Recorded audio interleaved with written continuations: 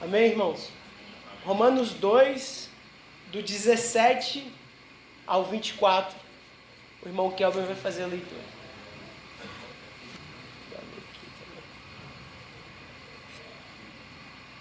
Eis que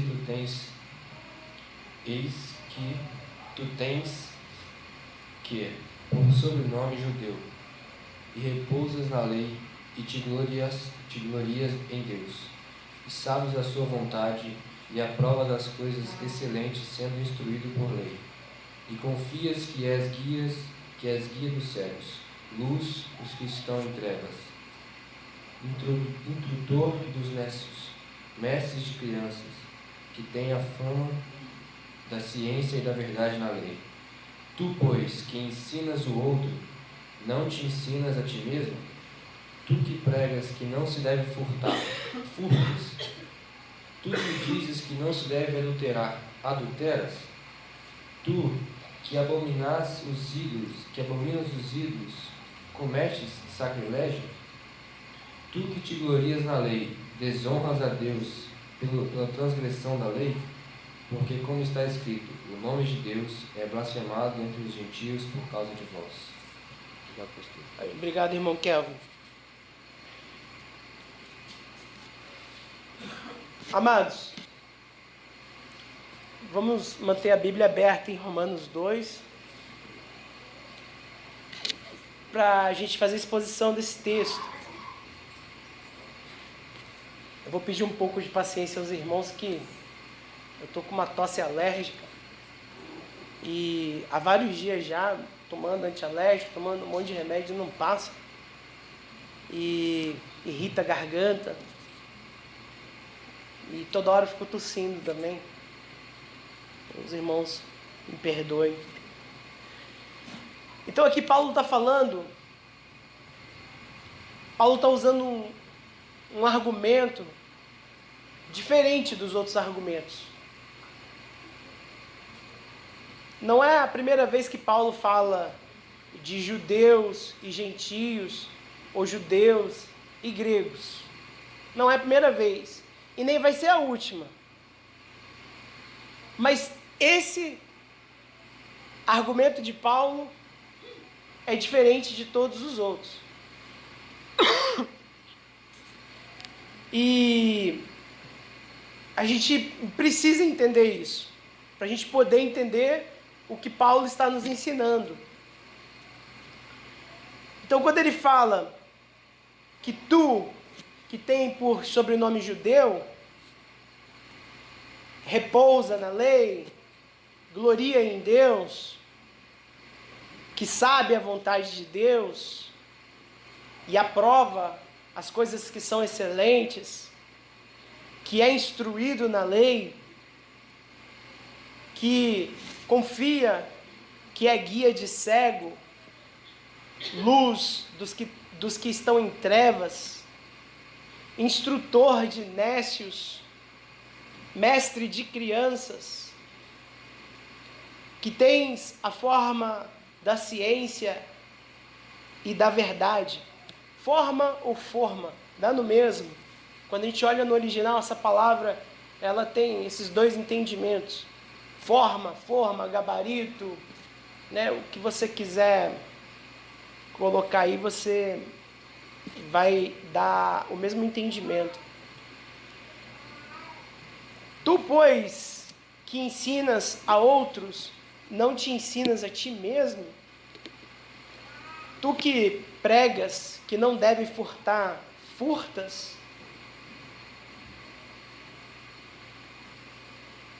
Tu que dizes que não se deve adulterar, adulteras? Tu que abominas os ídolos, cometes sacrilégio? Tu que te glorias na lei, desonras a Deus pela transgressão da lei? Porque está escrito, o nome de Deus é blasfemado entre os gentios por causa de vós.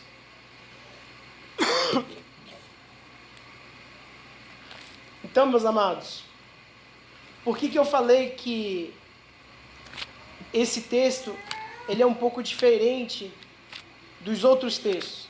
Aqui, como nos outros textos que a gente leu e que a gente vai ler, Paulo faz uma correlação entre judeus e gentios. Mas sempre que ele faz isso, ele faz tentando trazer o entendimento que tanto judeus quanto gentios, né, a metodologia de salvação para eles é a mesma, é Cristo. E agora, na nova aliança, só é salvo em Cristo, pela graça, mediante a fé. E antes, na outra aliança, era na promessa do Cristo. Só que existe uma diferença. Existe uma diferença aqui. A gente precisa entender um contexto de aliança aqui. Dentro da aliança da graça, você tem aliança com uma nação chamada Israel. Essa era uma aliança específica. Era uma aliança dentro da aliança de Abraão.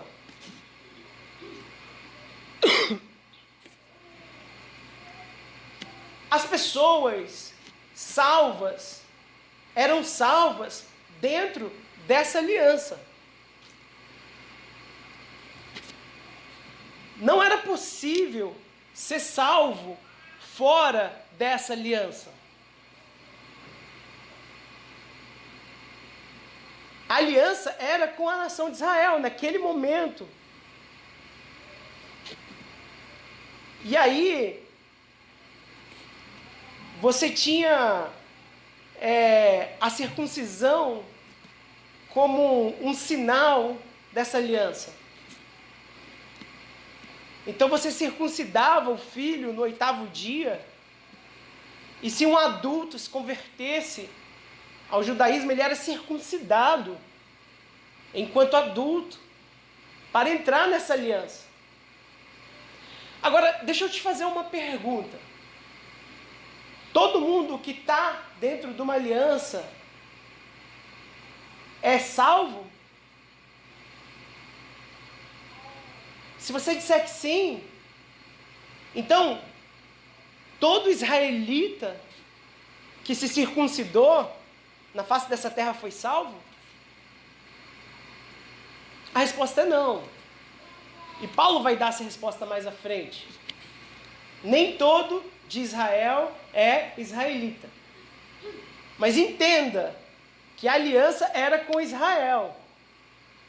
E que para você entrar naquela aliança, você tinha que entrar na aliança de Israel. Quando Cristo vem, né, ele nos ensina, ele nos revela um mistério que estava oculto. Qual era esse mistério? Que agora Deus estava ampliando essa aliança com toda a humanidade. Toda a humanidade agora está no contexto da aliança de Deus. Agora, isso não quer dizer que toda a humanidade é salva. Porque nem todo de Israel é israelita. Nem todo mundo que estava naquela aliança era salvo. Mas certamente, para ser salvo, precisaria estar naquela aliança. E hoje é a mesma coisa. Nem todos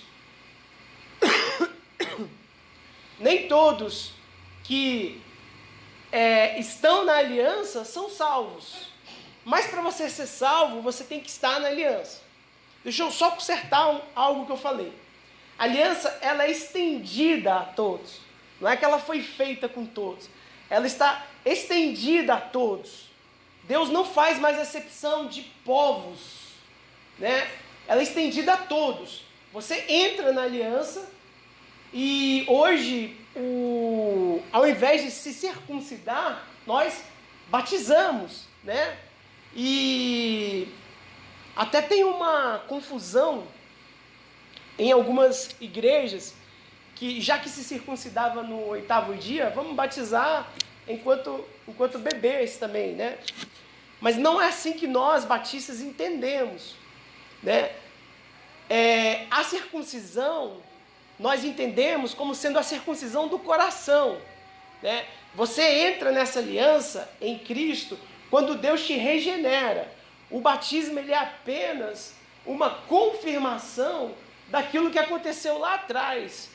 A regeneração ela é assintomática. Deus pode te regenerar e você nem perceber, né? Deus pode te regenerar hoje e você se converter hoje mesmo, como Deus pode te regenerar hoje e você levar ainda algum tempo para se converter. Regeneração é diferente de conversão.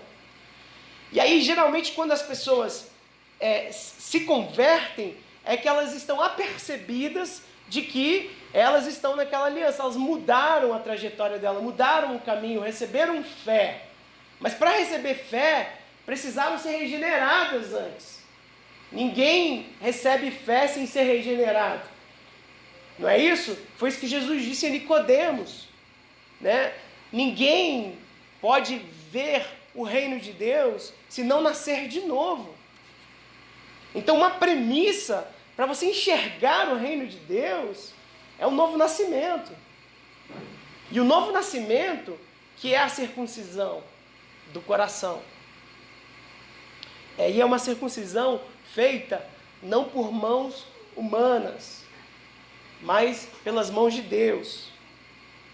Por isso que nós batistas não aplicamos o batismo no lugar da circuncisão. A circuncisão continua sendo a porta de entrada para a aliança. E ela é simbolizada sim no batismo. Mas nós entendemos que em Cristo essa obra não é humana, não é feita por mãos de homens. Ela é feita pelas mãos de Deus. É Deus quem regenera o coração. É Deus quem pega o defunto e o ressuscita. É Deus quem desperta. É Deus quem alumia. E a partir daí você recebe fé. E a partir daí você exerce a sua fé. E no exercício da sua fé, você é justificado, né?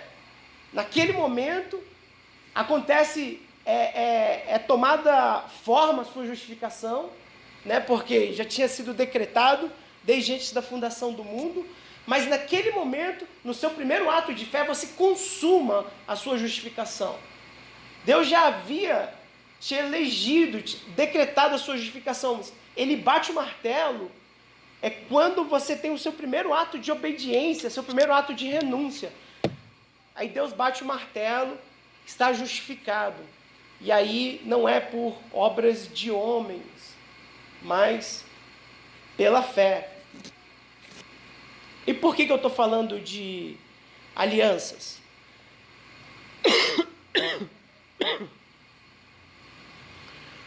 Porque o argumento que Paulo usa aqui, ele é um pouco diferente. Ele volta lá na aliança. Ele volta lá na velha aliança. Esse judeu e esse gentio aqui é diferente do judeu e do gentio que ele falou poucos versos antes. Por exemplo, no verso 14, quando ele diz: quando, pois, os gentios que não têm lei procedem por natureza, de conformidade com a lei, não tendo lei, servem eles de lei para si mesmos. Estes mostram a norma, ou a Torá, da lei gravada no seu coração, testemunhando-lhes também a consciência e os seus pensamentos mutuamente, acusando-se ou defendendo-se. Em Jeremias, verso 31, Jeremias 31, do 31 em diante, é dito o seguinte: Jeremias 31, quando ele vai falar da nova aliança. E é aqui que eu quero trazer um entendimento do que Paulo está falando. Eis que vem dias, diz o Senhor, em que firmarei nova aliança com a casa de Israel e a casa de Judá. não conforme a aliança que fiz com os seus pais, no dia em que os tomei pela mão, para os tirar da terra do Egito. Porquanto eles anularam a minha aliança, não obstante eu os haver desposado, diz o Senhor. Porque esta é a aliança que firmarei com a casa de Israel. Depois daqueles dias, diz o Senhor, na mente lhes imprimirei as minhas leis, também no coração lhes inscreverei, e eu serei o seu Deus, e eles serão o meu povo. Notem que quando a Bíblia fala de casa de Israel e casa de Judá, ela está falando de uma divisão que teve na nação de Israel. Israel, enquanto nação, depois que começou a passar a ser um reino e ter reis, primeiro foi o rei Saul, depois o rei Davi, e depois o rei Salomão, e depois o filho de Salomão, Roboão, foi o último rei da nação de Israel. Depois disso houve uma divisão na nação de Israel. A nação de Israel ficou dividida entre Reino do Norte e Reino do Sul, onde o Reino do Sul eram as tribos de Judá e Benjamim. E o Reino do Sul ficou conhecido como Judá, ou Casa de Judá. E o Reino do Norte, que são as 10 tribos, ficou conhecido como Israel, Casa de Israel, Jacó, Casa de Jacó, Efraim, Casa de Efraim. Todos esses apelidos ou nomes, né, eram dados para o Reino do Norte. Então a gente precisa estar atento no seguinte: quando se fala em Israel, ou casa de Israel, depois da separação, nós estamos falando das tribos do norte, do reino do norte. Porque o que aconteceu? Depois dessa separação, o Império Assírio varreu o reino do norte e espalhou entre as nações. As tribos se dispersaram e nunca mais foram vistas. Mas Deus preservou a tribo de Judá e a tribo de Benjamim, que era a casa de Judá, numa aliança feita com Davi, da dinastia de Davi, que seria perpétua. E aí Cristo entra, né, como filho de Davi. Por isso que um dos títulos de Cristo é filho de Davi, porque ele era descendente direto, ele era sucessor, ele estava na linha de sucessão do reinado. Essa era uma das profecias sobre Cristo. Por isso que em Mateus 1, quando você vê as genealogias, você vê Maria sendo uma descendente direta da linhagem de Davi. Por isso que quando o anjo vai ter com Maria, ele faz uma saudação de realeza. Salve Maria, ou Ave Maria, como quem diz, salve César, Ave César, salve o rei Davi, Ave o rei Davi. É isso que o anjo disse quando ele disse Ave Maria, salve Maria. Porque ali o anjo estava reconhecendo o cumprimento da profecia em Cristo. Maria era descendente de Davi.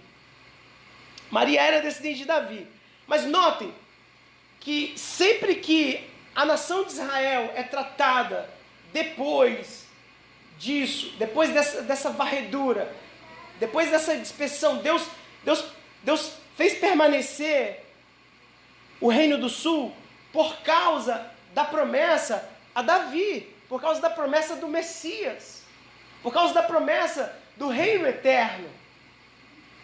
E aí Jesus vem para cumprir essa promessa, e ele fala, só que o meu reinado não é desse mundo.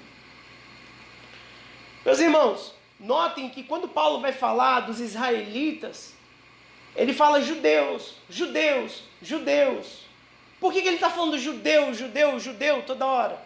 Porque ele está falando da casa de Judá, que era o que remanesceu dos judeus. Não tinha mais a casa de Israel. Né? E é esse o mistério, esse é o grande mistério da nova aliança. Esse é o mistério, perdoe minha voz, meus irmãos. Esse é o mistério da nova aliança. Jesus disse, eu vim para buscar as ovelhas perdidas da casa de Israel. E aí, como é que você busca as ovelhas que foram dispersas? E esse mistério ele foi desenrolando, desenrolando, desenrolando, até que Deus revela Pedro, e aí Deus revela Paulo, e Paulo tem esse entendimento que agora a aliança que tinha sido feita com a casa de Israel foi reafirmada nos gentios. Paulo fala isso em Romanos 9. Se você folhear aí, lá para o capítulo 9,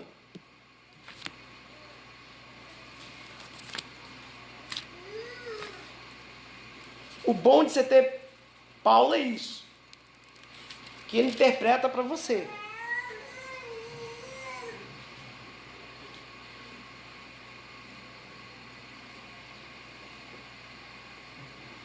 Romanos 9.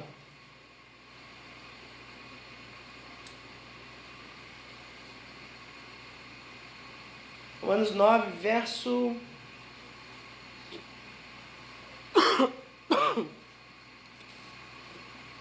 verso 22. Que diremos, pois? Se Deus, querendo mostrar a sua ira e dar a conhecer o seu poder, suportou com muita longanimidade os vasos de ira preparados para a perdição, a fim que também desse a conhecer as riquezas da sua glória com os vasos de misericórdia, para que para a glória preparou de antemão, os quais somos nós,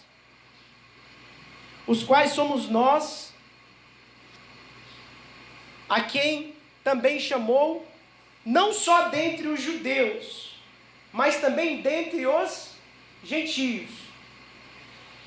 Dá uma pausa aí. Então agora a misericórdia de Deus, ela não está só dentre os judeus, mas também está dentre os gentios, que somos nós, os vira-lata. Agora, presta atenção. Assim, aí ele vai citar, ele vai dar referência do que ele está falando. Assim como diz em Oséias, no verso 25: chamarei povo ao que não era meu povo. Opa, para aí. Vamos abrir a Bíblia lá em Oséias? Vamos abrir a Bíblia lá em Oséias, vamos ver o que Paulo está tentando falar com a gente. Está tentando? Não, ele está falando. Vamos ver o que a gente está tentando entender. Oséias, capítulo 1.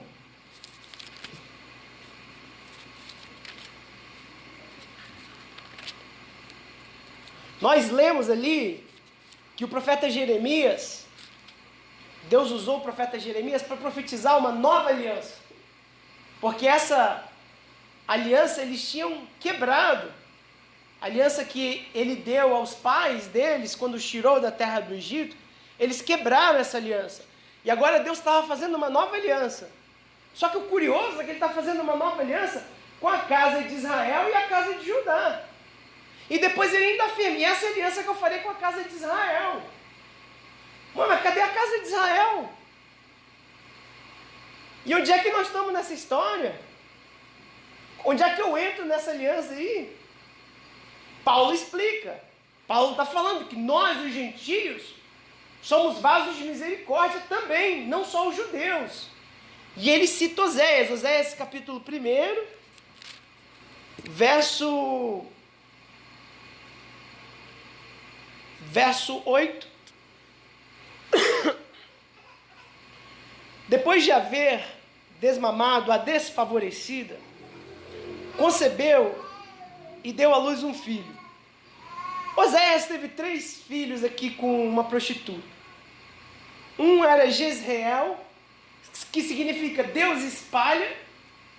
Ele espalhou a casa de Israel através do Império Assírio entre as nações, ele varreu, não se acha mais, não tem mais as 10 tribos. Não tem. A profecia que tem, que Deus ia restaurar a casa de Israel, somos nós somos a casa de Israel. Nós, os que estamos em Cristo, os que estão aliançados pela fé.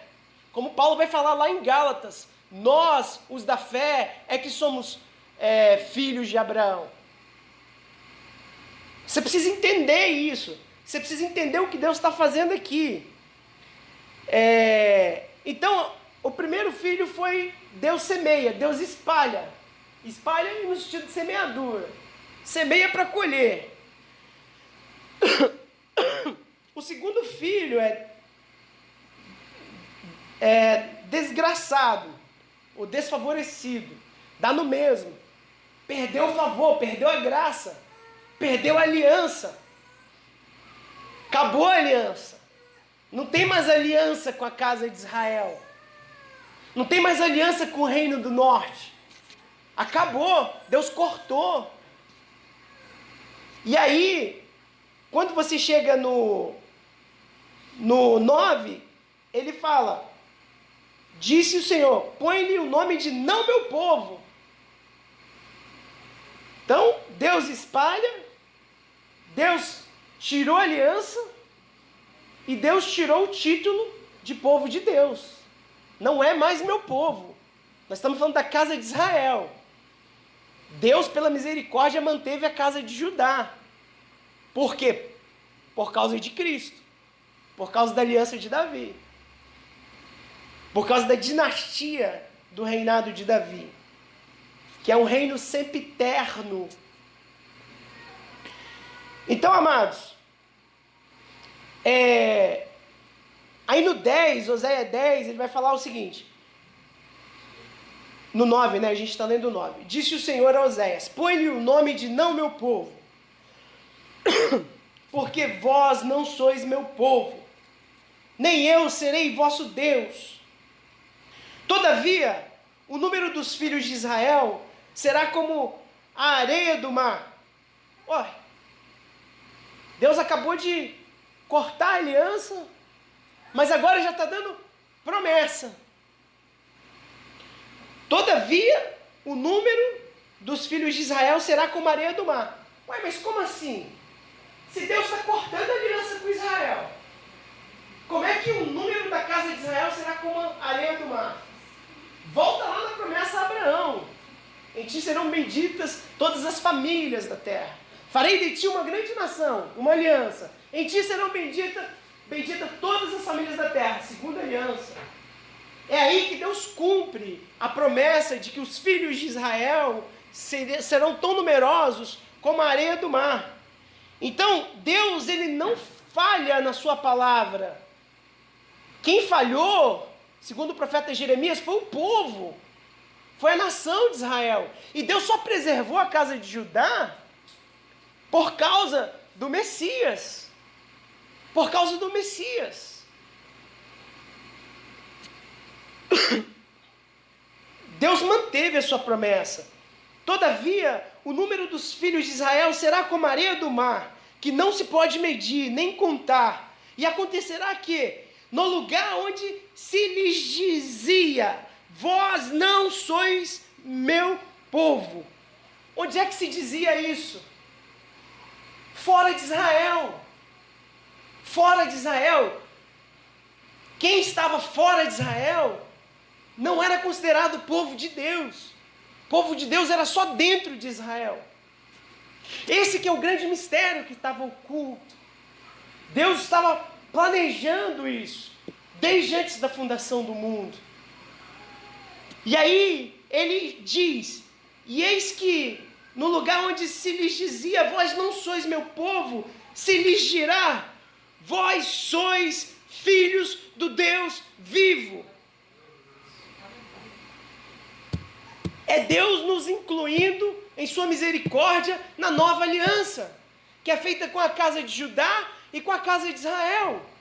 A casa de Israel é descendente dessa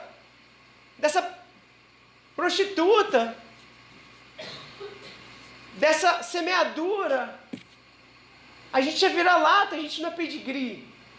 A gente é gentio. Agora, Deus mantém até hoje o povo judeu, ou a etnia judaica. Por quê? Por quê? Você tem que se fazer essa pergunta: por que os judeus ainda existem? Pelo mesmo motivo que os gentios existem, porque Deus tem uma aliança com eles. A nova aliança é feita com a casa de Judá e com a casa de Israel. Os vasos de misericórdia são os filhos de Judá e os filhos de Israel. Então, se Deus tem vasos de misericórdia entre os judeus, então a etnia judaica tem que continuar existindo. E essa é uma das maiores demonstrações da soberania e do poder de Deus. Quantas vezes na história tentaram extinguir o povo judeu? E até hoje eles têm a sua cultura, a sua língua, com poucas modificações. Eles não têm esse problema de semântica que nós temos, né? O judeu consegue falar uma coisa e abranger a semântica de tudo aquilo que ele está falando. É a gente que tem que traduzir, escolher um termo aqui. Não, esse vai caber melhor aqui, vai caber melhor ali, porque a gente tem essa limitação de semântica que a gente conquistou lá na Torre de Babel. Então, assim, a casa de Israel, segundo Paulo, foi profetizada pelo profeta Oséias, que estaria na nova aliança como sendo os gentios. Por que eu estou dando todo esse contexto? Porque quando Paulo aqui em Romanos, ele usa o termo judeu e gentios, ele não está usando esse termo como ele vem usando até agora e como ele vai continuar usando de agora para frente. Ele, nesse argumento específico aqui, do capítulo 17 ao capítulo 24, ele está usando o termo na moda antiga, né? Em que época? Paulo usa esse termo aqui em que contexto? No contexto do profeta Isaías. Quando que o profeta Isaías profetizou? O profeta Isaías viveu e viu, era um profeta da casa de Judá, e ele viveu e viu nos tempos que a casa de Israel foi espalhada. O profeta Isaías vivenciou isso, viveu isso. E aqui, entenda judeu e gentio na antiga aliança. Paulo está usando aqui na antiga aliança. Vamos ler o texto novamente rapidinho. O texto em Romanos, para a gente manter o foco.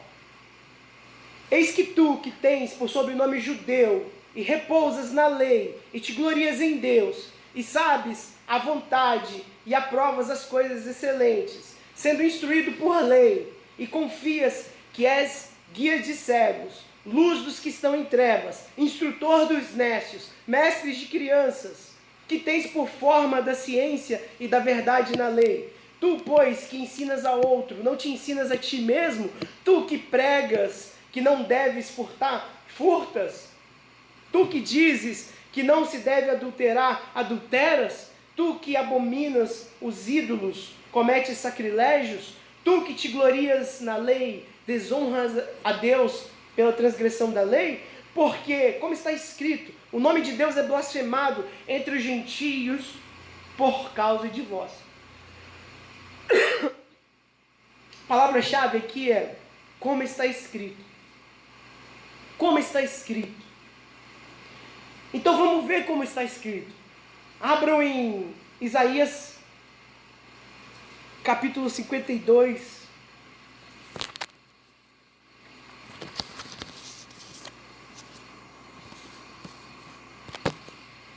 Isaías 52.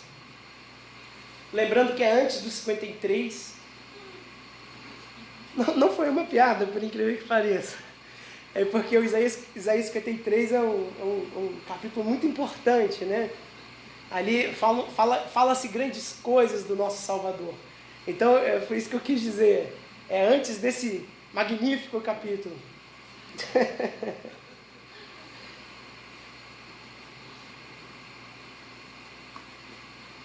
Então, Isaías 52.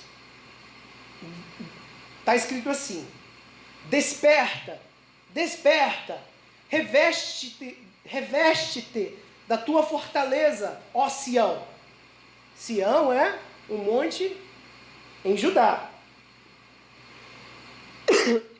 Lembrando aqui que Isaías, nesse momento aqui, a casa de Israel já havia sido dispersa.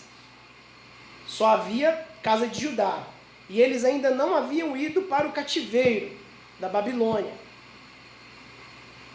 Desperta, desperta, reveste-te da tua fortaleza, ó Sião. Veste-te de tuas roupagens formosas, ó Jerusalém, cidade santa.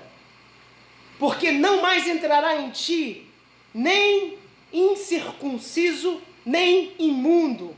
Palavras fortes, né? Imundo era leproso. E circunciso é que não tinha sido circuncidado. Sacode-te do pó, levanta-te e toma assento, ó Jerusalém. Solta-te das cadeias de teu pescoço, ó cativa filha de Sião. Havia profeta em Judá.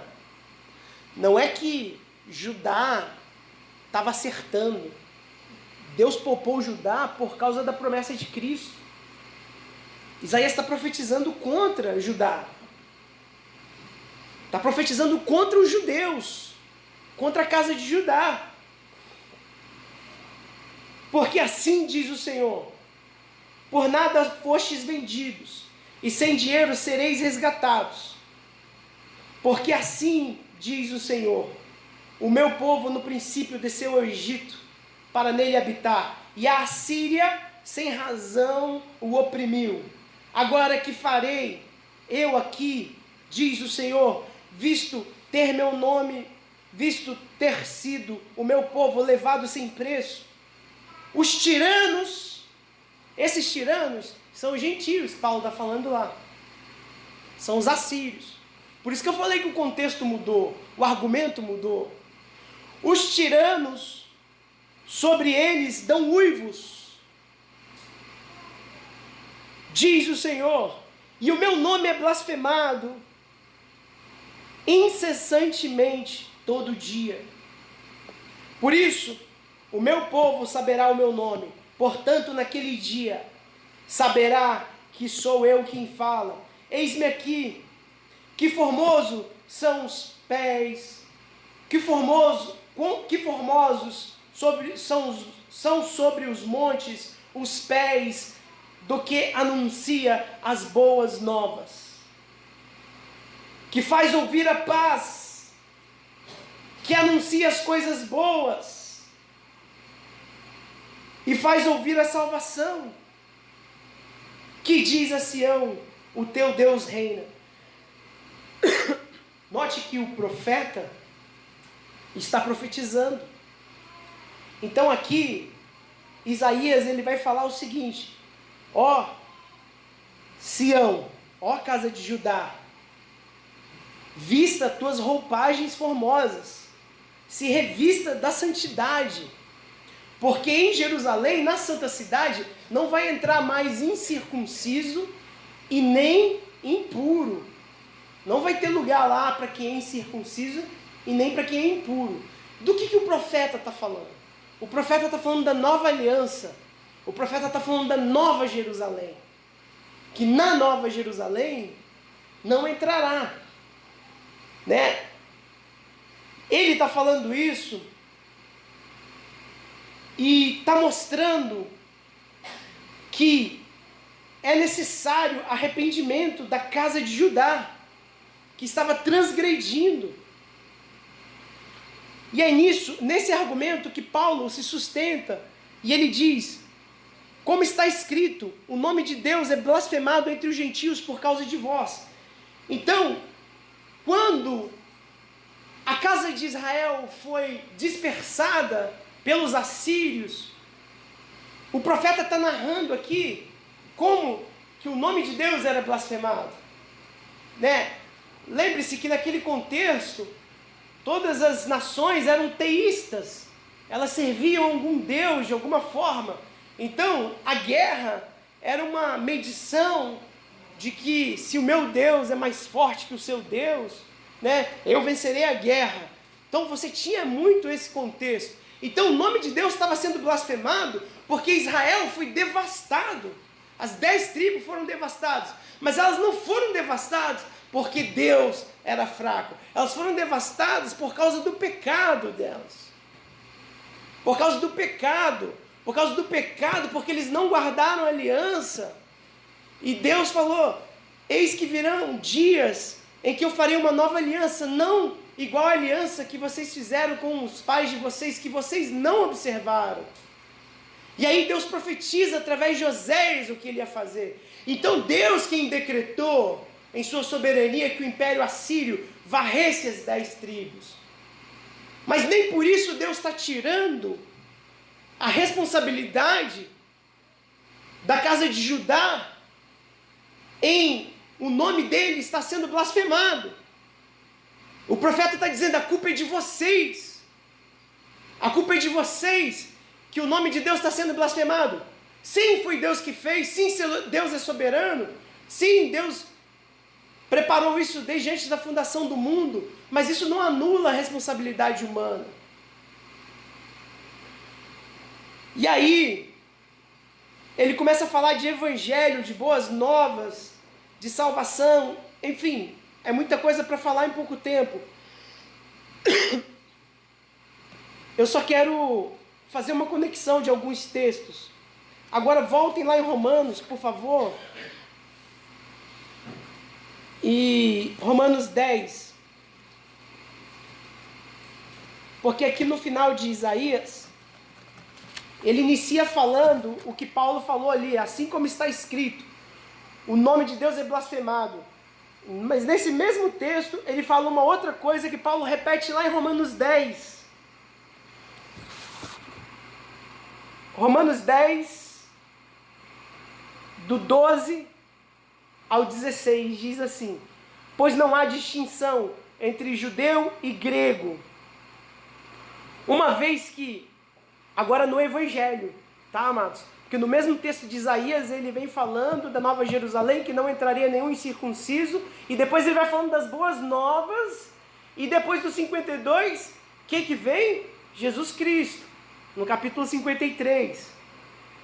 Pois não há distinção entre judeu e grego, uma vez que o mesmo é o Senhor de todos, rico para com todos os que o invocam. Porque todo aquele que invocar o nome do Senhor será salvo. Como, porém, invocarão aquele em quem não creram? E como crerão de quem nada ouviram? E como ouvirão se não há quem pregue? E como pregarão se não forem enviado? Como está escrito, quão formosos são os pés dos que anunciam as boas novas. Então, de novo, Paulo está citando o mesmo texto de Isaías 52. E aí ele prossegue, mas nem todos obedeceram ao Evangelho, pois Isaías diz, Senhor, quem acreditou na nossa pregação? E aí ele prossegue citando Isaías, agora ele está citando Isaías 53. Percebem como Paulo prossegue citando numa ordem lógica Isaías? Pois bem, meus irmãos, voltando ao texto de Romanos 2, que a gente fez esse passeio para entender qual é o contexto que Paulo está evocando aqui, invocando.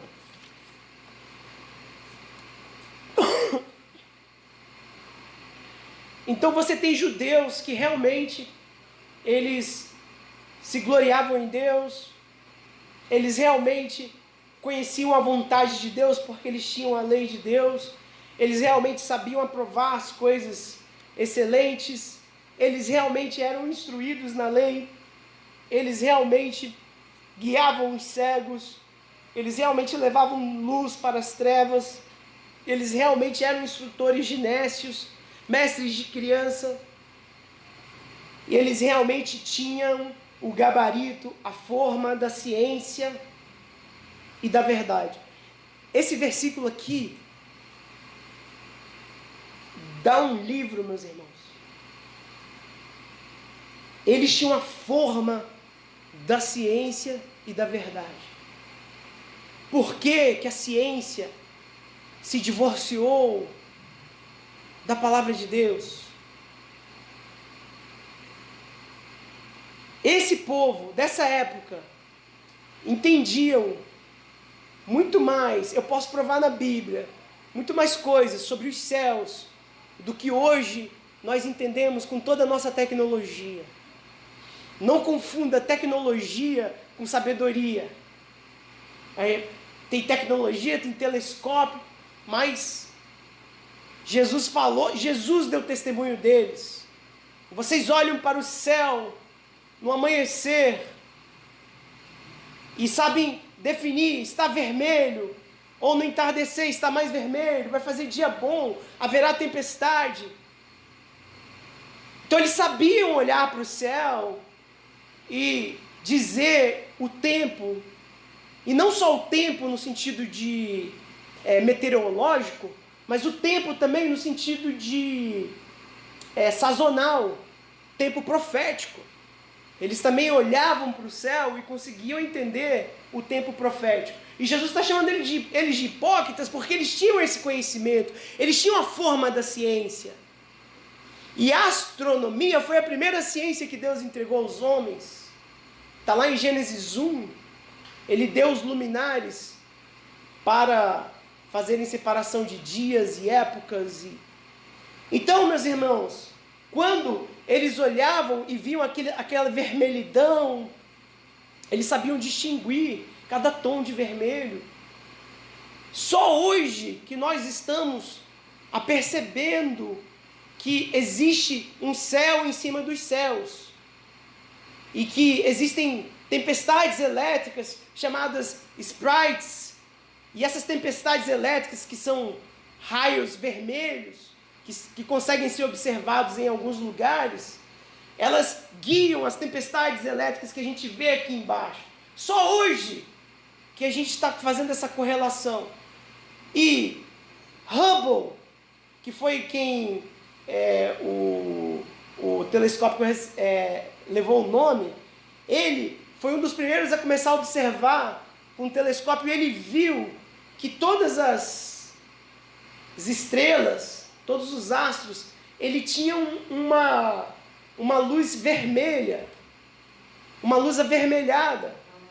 E isso causou grande confusão e causa até hoje no meio científico, e eles não sabem dizer o que é. E Jesus fala nas Escrituras que os judeus sabiam. Então eles tinham realmente a forma da ciência. Eles tinham a forma da ciência porque eles conheciam a lei de Deus. Eles conheciam a lei do Criador.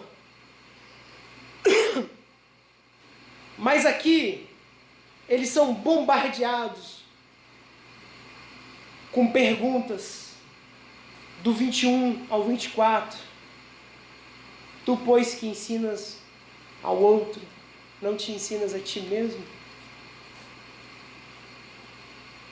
Você prega que não deve furtar e furtas? que não deve adulterar e adulteras? Abomina os ídolos, mas faz profanação? Tu que te glorias na lei, desonra a lei? Desonra a Deus através da transgressão da lei? Porque está escrito: o nome de Deus é blasfemado entre os gentios por vossa causa. Agora que eu consegui explicar o contexto e o que é judeu aqui e gentio aqui. Então, judeu, casa de Judá, gentio aqui, está falando dos assírios. Não está falando dos gentios, que ele falou 2 versículos atrás, que tinham a lei gravada no coração. Os gentios nascidos de novo. Ele está falando aqui dos gentios réprobos, aqueles que não estavam aliançados, aqueles que estavam fora da aliança, aqueles que eram inimigos de Deus. Então, meus amados, certamente muitos textos na Escritura Sagrada falam de hipocrisia. Muitos textos. Mas esse texto talvez seja o texto mais incisivo. E hipocrisia é uma coisa muito séria. Eu não vou fazer a pergunta, mas se eu perguntasse: tem algum hipócrita aqui? Alguém ia levantar a mão? Aí eu ia chamar de hipócrita. É uma pergunta que não tem resposta, né? É a mesma coisa de falar: você já mentiu? Amados, a hipocrisia, ela é algo sério e que assola a todos. Ninguém escapa da hipocrisia. Agora eu posso mudar a pergunta para ficar mais palatável. Não precisa levantar a mão. Às vezes você se sente um hipócrita. Porque isso aqui é muito sério, meus amados. É muito sério. Por causa da hipocrisia da casa de Judá, o nome de Deus era blasfemado pelos assírios. Então, por causa da hipocrisia dos judeus, o nome de Deus era blasfemado. Será que, por causa da hipocrisia da igreja, o nome de Deus também não é blasfemado? É uma pergunta muito séria. Não é uma pergunta para a gente ficar apontando para, eu conheço uns 2 hipócritas. É uma pergunta para você apontar para você mesmo. E aí eu te pergunto, às vezes você se sente um hipócrita? Eu espero do fundo do meu coração que a resposta seja sim. Porque às vezes eu me sinto hipócrita. Você sabe por que às vezes eu me sinto hipócrita? É porque eu sou hipócrita. Amados, nós somos pecadores. Nós temos uma nova natureza dentro de nós. Nós temos uma nova criação dentro de nós. Nós temos o Espírito Santo de Deus habitando em nós, nos habilitando mediante a fé a obedecer a palavra de Deus. Mas nós continuamos tendo uma carne pecadora. Nós continuamos tendo uma carne pecadora. Quem aqui não se ofende? O problema não é você se ofender quando o teu irmão te cutucou. Esse não é o problema, essa é a solução. Isso aí vai te trazer para perto de Cristo. O problema é você ser hipócrita. Percebam? O irmão te ofendeu. E aí você, não, mas está errado isso aí? Está errado isso aí? Não aceito isso não, ué. Não porque eu sou isso, eu sou que você é um hipócrita. A palavra de Deus diz: seja a paz de Cristo o árbitro no meio de vós. Quem aqui tem justiça própria? Se aparecer um aqui com justiça própria, aí sim, toda vez que você ofender ele, você tem que ele não precisa te perdoar, que ele tem justiça própria. Mas não tem ninguém, todo mundo aqui recebeu de graça, recebeu a justiça de Cristo de graça recebeste, de graça dai, devolve a justiça. Você apresentou algum tipo de justiça a Deus? Resposta, não. A justiça que nós apresentamos a Deus é a de Cristo. E por que então que eu demando da parte de Deus justiça? Se eu não sou justo, tendo conquistado a minha justiça, eu sou justo de forma passiva, porque eu fui justificado. Eu fui objeto da ação. Eu não fui o protagonista da ação. Eu não sou justo porque eu me justifiquei diante de Deus com as minhas obras. Eu sou justo porque Deus, em sua infinita misericórdia, olhou para mim e falou, justo. Se eu sou esse tipo de justo, que foi justificado, sem nenhum mérito, por que eu vou demandar? Por que eu vou demandar justiça? Teu irmão te ofendeu? Dobra o teu joelho. Fala, Deus, eu não quero ser hipócrita. Eu estou chateado. Mas me ajuda. Me ajuda. O teu Espírito é o Paráclitos. É o nosso auxiliador. É quem nos habilita. Me dá fé, Deus, para eu ser maior do que isso, para essas coisas não me atingirem. Eu tenho que andar em unidade com meu irmão, num corpo bem ajustado. Porque se a gente não estiver junto, unido, bem ajustado, o Senhor não vai trabalhar no nosso meio. Ninguém faz nada sozinho. Ninguém faz nada sozinho. Eu preciso de você, você precisa de mim. Um precisa do outro. Deus decretou assim. Unidade. Você quer ver a glória de Deus na terra? Tenha comunhão com o seu irmão. Não retenha nada contra o seu irmão. Ore por ele. Se você entende que ele é mais débil na fé que você, débil não é uma palavra feia, gente. É de quem tem debilidade. É porque às vezes a gente fala débil mental, é a pessoa que tem debilidade mental. Mas débil na fé é uma pessoa que tem debilidade na fé. Se o teu irmão é mais débil que você, porque você também é débil na fé, todos nós somos, então ora pelo teu irmão. Fala, Pai, tem misericórdia de nós todos. Nós todos somos necessitados, moribundos, pedintes, sujos, imundos, estendendo a mão, como quem quer receber algo. E não é nem prata, nem ouro. É Cristo que nós queremos receber. Se é Cristo, meu irmão, em Cristo, ame o seu irmão, perdoe, devolva para o diabo, dobrando o seu joelho, liberando perdão, intercedendo pela vida do teu irmão. O diabo vai pensar duas vezes antes de mexer com você de novo. Contra-ataque. E como que a gente contra-ataca? Como que o atalaia contra-ataca? Atalaia, quando ele vê o exército, ele vai lá, pega a espingardinha dele e vai lá para a guerra? Não. Ele soa o alarme. A batalha não é nossa, querido. A gente só é atalaia. A gente só é vigilante. A gente, quando vê o inimigo, a gente soa o alarme.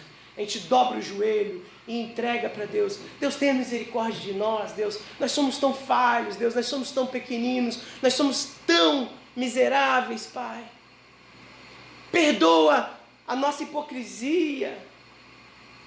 A hipocrisia é algo muito sério, porque a gente precisa de uma igreja unida. A gente precisa de uma igreja junto, que caminha junto no mesmo propósito, em unidade, para que Deus glorifique o nome dEle.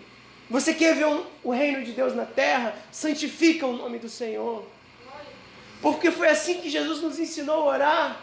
Santificado seja o teu nome. Venha a nós o teu reino. Você quer ver Deus agir, meu irmão? Você quer ver Deus perdoando pecadores? Você quer ver pessoas sendo convertidas? Santifique o nome do Senhor. Não seja dono de si mesmo. Não seja doutor de si mesmo. Tenha acima de você uma autoridade maior, que é a autoridade da palavra de Deus, a autoridade do Espírito, a autoridade do Filho, a autoridade do Pai. Que a paz de Cristo seja o juiz no meio de vós. Hipocrisia é algo muito sério, meus irmãos. É algo muito sério. E eu sempre estou me sentindo um pouco hipócrita, né? Mas há umas 3 semanas atrás eu tive uma crise de hipocrisia. Eu falei, eu sou hipócrita. E aquilo pesa no coração de uma forma tão grande, tão grande. Vem um peso te esmagando. E você não tem outra saída a não ser clamar a Deus por misericórdia. Misericórdia, Senhor. Eu não quero ser um hipócrita. Amados, eu iniciei o culto lendo Salmo 32. Salmo 32. Enquanto calei os meus pecados, os meus ossos apodreciam dentro de mim, porque a tua mão pesava sobre mim. Confessei-te os meus pecados, e tu perdoastes a iniquidade do meu coração. Abra o teu coração para Deus, meu irmão. Humilha para Deus. Conversa com Ele. Não guarda nada, não. O prejuízo está contigo. Ninguém, quando estiver na frente de Deus, vai poder falar o seguinte: não, mas ele fazia também. Deus vai falar, ele quem? Só tem eu e você aqui. Meu papo é contigo.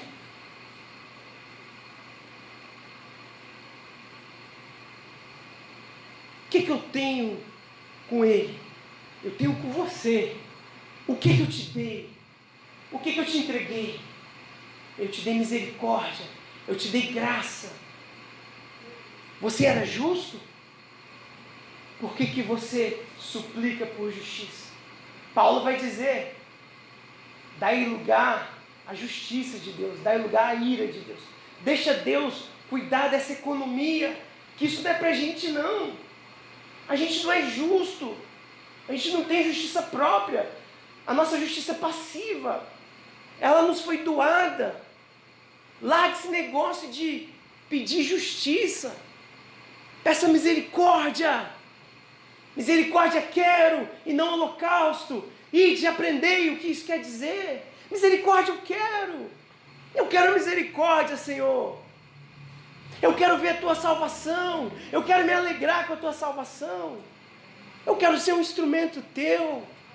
Não uma pedra de tropeço na vida do meu irmão. Ah, queridos, que nós assumamos a nossa hipocrisia. Que nós assumamos o nosso pecado. E que nós venhamos a nos despir, tirar a máscara, dobrar o nosso joelho e dizer: Deus, eu não preciso fingir contigo. O Senhor sonda o meu coração. O Senhor sonda as coisas que eu não consigo sondar. Eu preciso do teu Espírito para me mostrar essas coisas.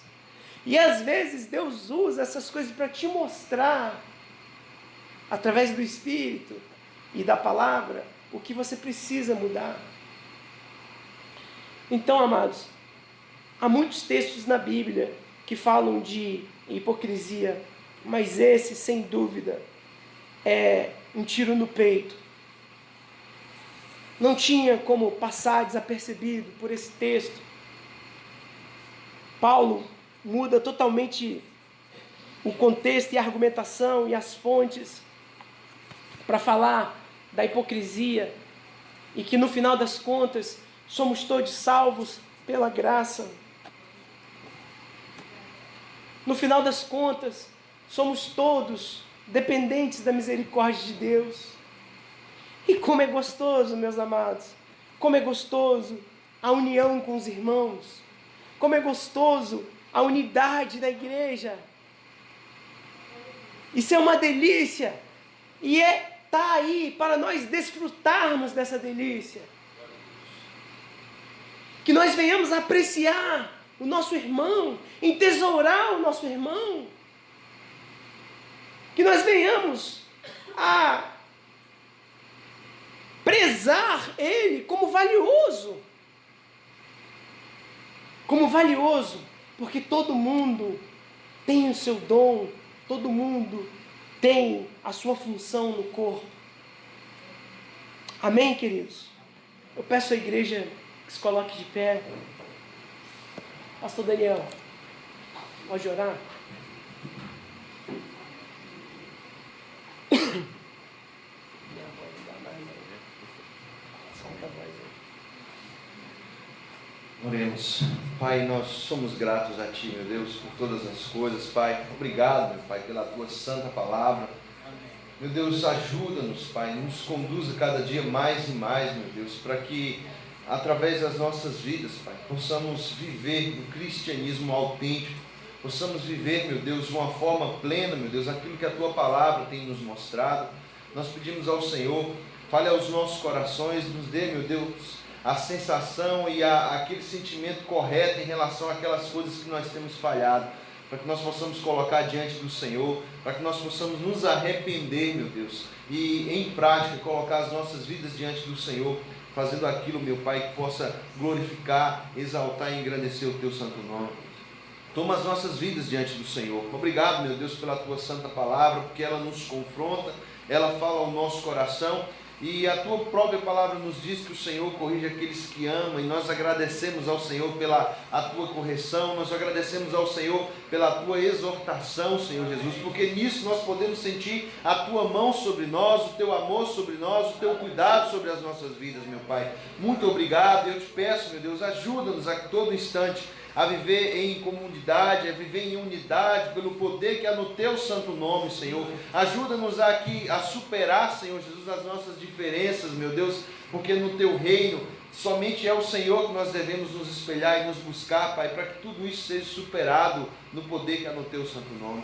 Muito obrigado, Pai, por todas as coisas. É a oração que fazemos ao Senhor nesse instante, em nome do Teu Filho amado Jesus, que o amor de Deus Pai, a graça redentora do Senhor Jesus, a comunhão e a consolação do Espírito de Deus seja sobre as nossas vidas, hoje e para sempre. Amém e amém.